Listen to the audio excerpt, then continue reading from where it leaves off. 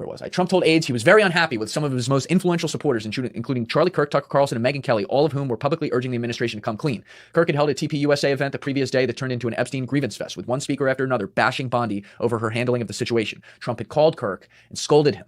Nobody in Trump's orbit had a better feel for the younger part of the MAGA base than Kirk. This is 2 days less than 2 months before Kirk was killed. Kirk, who saw that the Epstein cover-up, as it was now viewed, was capturing attention to an alarming extent. Donald Trump Jr. and J.D. Vance, both of whom spent considerable time on X and were tapped into the same younger and hyper-online portion of the base, were also worried. They urged the White House to change course and force the Justice Department to release more of the files. Vance made clear to colleagues that he feared losing some of the so-called low-propensity voters, the young men who were not traditional Republicans, but who had voted for the Trump-Vance ticket in 2024. This was an audience tuned into the quote-unquote manosphere, podcasters like Joe Rogan, and it was worrisome that the podcast hosts themselves were now rebelling. Call me a rebel, bitch. I always was and I always will be. This is ridiculous, and it's also not fair to a lot of these podcasters. I've talked about it before, how I think it's unfair that guys who had